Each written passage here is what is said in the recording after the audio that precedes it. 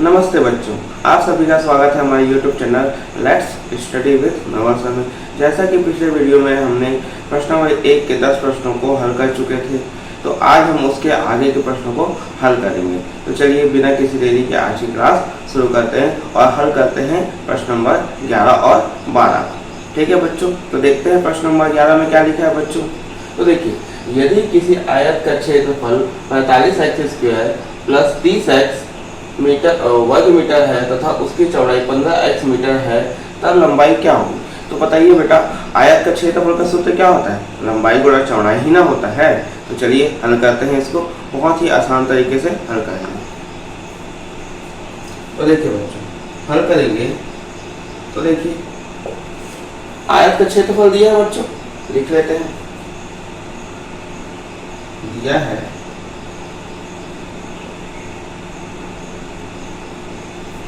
आयत का क्षेत्रफल बराबर क्या लिया बच्चों? 45x² प्लस में क्या लिखा है? 30x। ठीक है बच्चों, चौड़ाई क्या लिया बच्चों? 15x। चौड़ाई दिया है 15x। ठीक है बच्चों, लंबाई कुछ दिया ही नहीं है बच्चों, तो हमको लंबाई का मान निकालना है। तो चलिए निकालते हैं। सूत्र क्या होता है? आयत का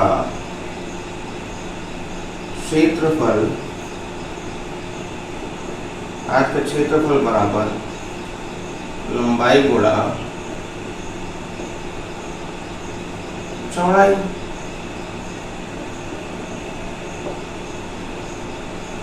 यही होता है बच्चों। तो देखिए, आयत के क्षेत्रफल का सूत्र मान कितना दिया है बच्चों?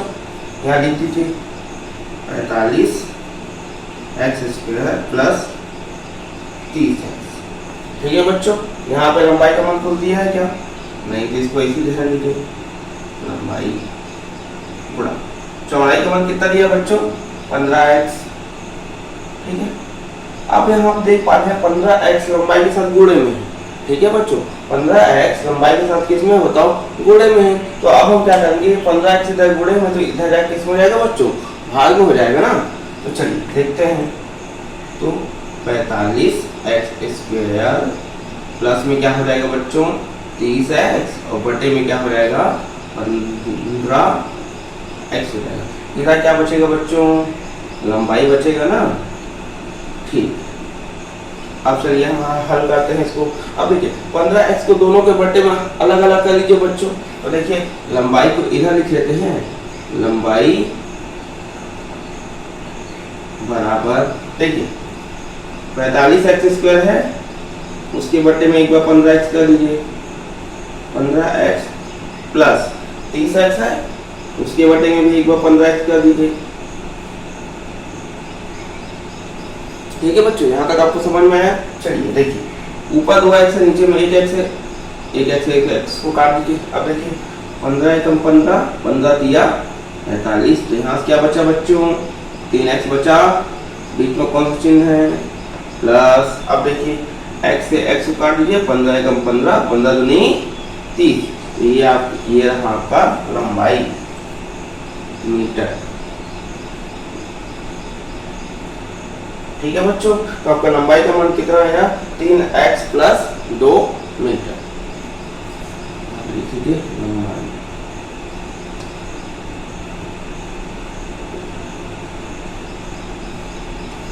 ठीक है बच्चों, तो प्रश्न क्रमांक 11 इस तरीके से हल होता है। उम्मीद करता हूँ कि आपको समझ में आया होगा। एक बार फिर से देख लेते हैं। दिया है आयत का क्षेत्रफल कितना दिया है बच्चों? 45x² plus 30x। ठीक है बच्चों, चौड़ाई कितना दिया है? 15x। तो आयत का क्षेत्रफल बराबर क्या होता है बच्चों? लंबाई गुणा चौड़ाई। तो आयत का क्षेत्रफल का मान कितना दिया है? 45x² प्लस 30x बराबर लंबाई गुणा 15x। ठीक है, 15x इधर लंबाई के साथ गुणे में है, तो ये इधर आ गया बटे में। ठीक है बच्चों, बराबर क्या बचा? लंबाई। तो देखिए, लंबाई बराबर, अब 15x को दोनों के बटे में अलग अलग किए बच्चों, तो 45x² बटे 15x प्लस 30x बटे में क्या हो गया बेटा? 15x। तो देखिए, 2x से 1x कटा तो क्या बचा? x। 15 एकम 15, 15 दिया 45। ठीक है, बीच में कौन सा चिन्ह है? प्लस। अब देखिए एक्स एक्स कट गया, 30 के सॉरी 15 पाने 30 कितने बार में आता है बेटा? 2 बार में आता है ना। तो देखिए 15 कम 15, 15 दूनी 30। तो आप इस तरह से लंबाई का मान कितना आ गया? 3x plus 2। तो आप यहाँ लिख सकते हैं, अतः आयत की लंबाई का मान 3x प्लस 2 मीटर है। ठीक है बच्चों, तो आइए देखते हैं प्रश्न क्रमांक 12। तो अब यहाँ पे देखिए बच्चों कि 28x लंबाई का एक रेखाखंड AB है। 28x लंबाई का एक रेखाखंड AB है। अगर उस लंबाई के रेखाखंड को हम 2 बराबर भागों में बांट दें तो प्रत्येक भाग की लंबाई क्या होगी? हमें यही पूछा है बच्चों।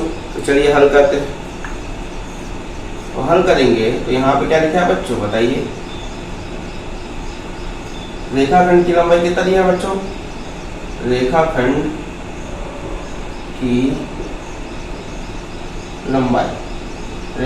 की लंबाई आपको दिया है बच्चों 28x। कितना दिया है बच्चों? 28x। 2 बराबर भागों में बांटना है ना बच्चों। चलिए लिखते हैं। 2 बराबर भागों में, ठीक है बच्चों, 2 बराबर भागों में बांटने पर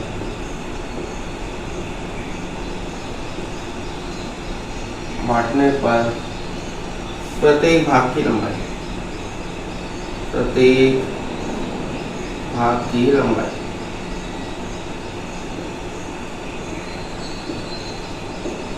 ठीक है बच्चों, प्रत्येक भाग की लंबाई। तो प्रत्येक भाग की लंबाई कितने भागों में बांट रहे हैं बच्चों? 2 बराबर भागों में बांट रहे हैं ना। तो 28x को हम किससे भाग देंगे?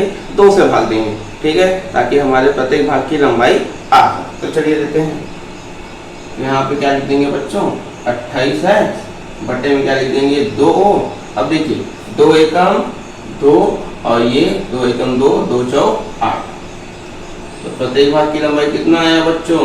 14x। ठीक है बच्चों, तो इस तरह से हमारे प्रश्नावली 1 समाप्त होता है। इसमें हमने कुल 12 प्रश्नों को हल किया है। उम्मीद करता हूँ कि आप सभी से वह क्वेश्चन बन जा रहे होंगे। अगर नहीं बन रहे हैं तो कमेंट कीजिए, हम उस क्वेश्चन को दोबारा से बताने की कोशिश करेंगे। ठीक है बच्चों, तो अब देखिए, अब हम पढ़ेंगे शेषफल प्रमेय क्या होता है, गुणनखंड प्रमेय क्या होता है। इसके बाद हम इसके कुछ उदाहरण पढ़ेंगे और प्रश्नावली 2 की ओर चलेंगे। चलिए देखते हैं बेटा शेषफल प्रमेय और गुणनखंड प्रमेय होता है। तो चलिए जानते हैं बच्चों कि शेषफल प्रमेय क्या होता है। तो देखिए बच्चों, जब आप किसी बहुपद p ऑफ x को x माइनस a से भाग देंगे ना बच्चों, तो आपका जो शेषफल होगा वो p ऑफ a होता है। ठीक है बच्चों, ध्यान दीजिएगा, जब आप किसी बहुपद p ऑफ x को x माइनस a से भाग दीजिएगा ना बच्चों, तो शेषफल क्या होगा? वो p ऑफ a होगा। देखिए यहाँ लिखा है, जब आप p ऑफ x को x माइनस a से भाग देंगे ना बच्चों, तो शेषफल क्या होता है? p ऑफ a होता है। लेकिन इसी तरह जब आप शेषफल बहुपद p ऑफ x को x प्लस a से भाग देंगे तो बच्चों शेषफल क्या आता है? p ऑफ माइनस a आता है। तो चलिए एक उदाहरण की सहायता समझते हैं। तो देखिए ये हमारा है बच्चों p ऑफ x। ठीक है बच्चों, ये हमारा क्या है? p ऑफ x, और ये क्या दिया है हमारा? x minus a। ठीक है, तो अब इसको सॉल्व करने के लिए क्या करना पड़ेगा बच्चों? x माइनस a को हमको 0 के बराबर रखना होगा। तो रखते हैं, x माइनस 2 को 0 के बराबर रखेंगे तो ये जो 2 है इधर माइनस में है, वो उधर पक्षांतर करने पर क्या हो जाता है बच्चों? प्लस में हो जाता है। ठीक है, तो अब देखिए ये x का मान 2 आ गया, तो इस बहुपद में x बराबर 2 रखिए। तो यहाँ पे कितना हो जाएगा? p ऑफ 2, ये हो जाएगा आपका 2 गुणा 2 का घात 2 माइनस 3 गुणा 2 प्लस में कितना हो जाएगा बच्चों? 6 हो जाएगा। तो चलिए हल करते हैं। 2 का स्क्वायर का मान कितना होगा बच्चों? 4 माइनस में 3 गुणा 2 प्लस में कितना हो जाएगा बच्चों? 6 हो जाएगा। ठीक है बच्चों, तो देखते हैं। तो देखो 2 चौक कितना हो गया? 8। यहाँ पे कितना हो गया बच्चों? 6। यहाँ पे कितना हो गया? 6। तो ये 6 से 6 कट गया तो आपका आ गया 8। मतलब हमको ये समझ में आया बच्चों कि बहुपद p ऑफ x को x माइनस 2 से भाग करने पर शेषफल कितना आता है बच्चों? 8 आता है। ठीक है बच्चों, एक और प्रश्न ले लेते हैं हम। यहाँ पे लेते हैं p of x square minus 3x plus 2 लेते हैं। ठीक है बच्चों, इसको हम भाग करेंगे किससे? x प्लस 1 बराबर 1 से भाग करेंगे। ठीक है बच्चों, तो इसको हल करने के लिए आप क्या लेंगे? x प्लस 1 बराबर 0 लेंगे। तो चलिए सर हल करते हैं। तो देखिए x इधर प्लस में, तो उसको उधर पक्षांतर करेंगे, किसमें हो जाएगा बच्चों? माइनस में ना होगा। चलिए यहाँ लिखते हैं माइनस। तो अब देखिए x बराबर कितना आएगा -1। अब देखिए माइनस x की जगह क्या आएगा -1/2, ठीक है, बीच में क्या है -3 गुणा -1 प्लस में कितना आ जाएगा बच्चों 2 आएगा, ठीक है बच्चों। देखिए -1 का 2 बार गुणा करेंगे, करिए गुणा, ठीक है बच्चों। देखिए -1 का -1 से गुणा करेंगे क्या आता है बच्चों 1 आएगा, ठीक है 1 आ गया। अब देखिए यहाँ पे माइनस है और यहाँ पे माइनस है, तो माइनस और माइनस क्या हो जाएगा बच्चों +3 हो गया। अब देखिए यहाँ पे कितना है बच्चों 2, ठीक है, तो 3 और 1 4, 4 और 2 6। तो देखिए p ऑफ x को x + 1 से गुणा, सॉरी p ऑफ x को x + 1 से भाग देने पर शेषफल कितना आया बच्चों 6 आया, ठीक है बच्चों। समझ में आया कि नहीं आया? तो उम्मीद करता हूँ कि आप सभी को ये शेषफल प्रमेय और इसके कुछ उदाहरण समझ में आए होंगे। आइए देखते हैं कि गुणनखंड प्रमेय क्या होता है। ये बच्चों समझते हैं कि गुणनखंड प्रमेय क्या होता है। गुणनखंड प्रमेय बेटा शेषफल प्रमेय से बिल्कुल जुड़ा हुआ है, तो चलिए जानते हैं कि गुणनखंड प्रमेय होता है। तो देखिए बच्चों हमने शेषफल प्रमेय में ये जाना कि जैसे ही आप बहुपद को x - a से भाग करते हैं तो वो शेषफल किसके बराबर होता है बच्चों p ऑफ a के बराबर होता है। या फिर आप ऐसा भी कह सकते हैं कि यदि आप किसी बहुपद p ऑफ x को x + a से भाग करते हैं तो जो आपका शेषफल क्या होता है बच्चों p ऑफ -a के बराबर होता है ना। तो चलिए देखते हैं, यदि किसी, इसमें क्या लिखिएगा बच्चों, यदि किसी बहुपद को, ठीक है, यदि किसी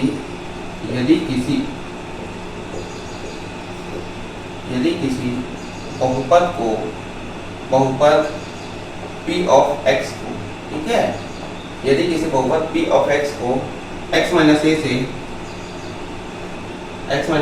से भाग देने पर, ठीक है बच्चों, भाग देने पर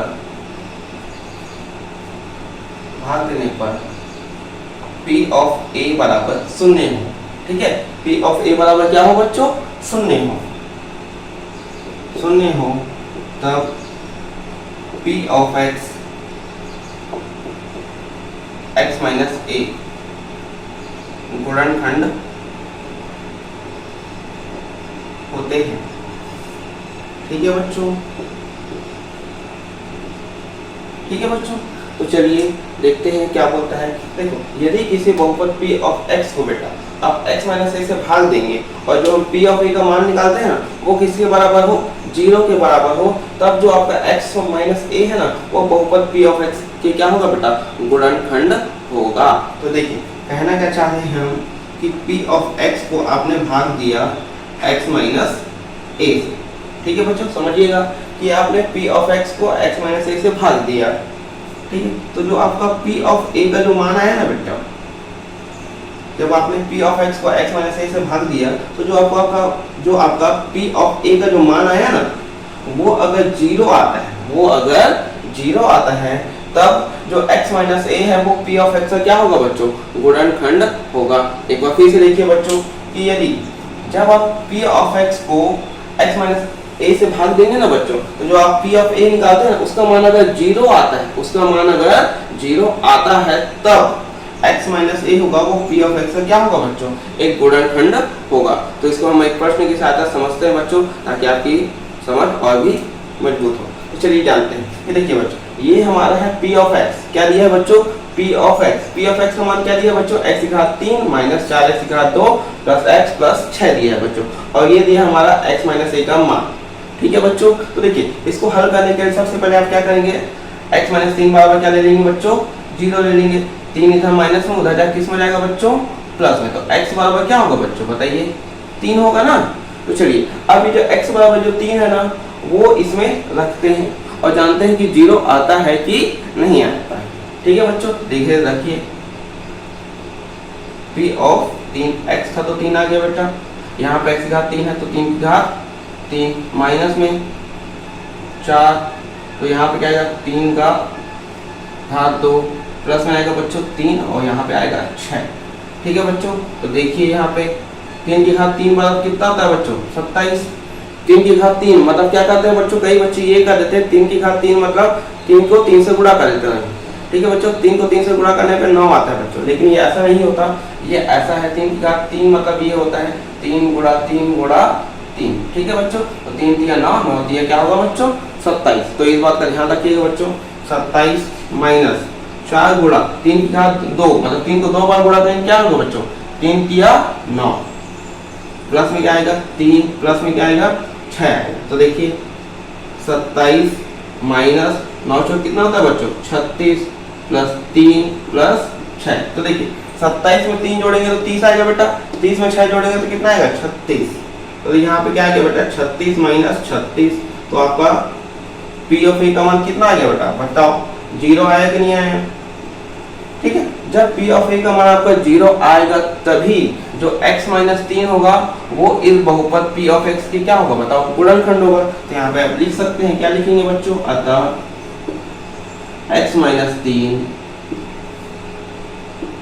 पी ऑफ एक्स का गुणनखंड, पी ऑफ एक्स का गुणनखंड है। ठीक है बच्चों, आई बात समझ में। याद रखिएगा अगर जो पी ऑफ ए का मान अगर 0 आएगा तभी ये गुणनखंड होगा, अगर ये 0 नहीं आएगा तो गुणनखंड नहीं होगा। तो ठीक है बच्चों, उम्मीद करता हूँ कि शेषफल प्रमेय और गुणनखंड प्रमेय आपको समझ में आया होगा। अगली वीडियो में हम क्या बोलते हैं, अगली वीडियो में प्रश्नावली 2 को हम समझेंगे। तो बच्चों आज के लिए इतना ही, उम्मीद करता हूँ कि आज की प्रश्न आपको समझ में आए होंगे। तो मिलते हैं अगले वीडियो में एक नए टॉपिक के साथ। धन्यवाद।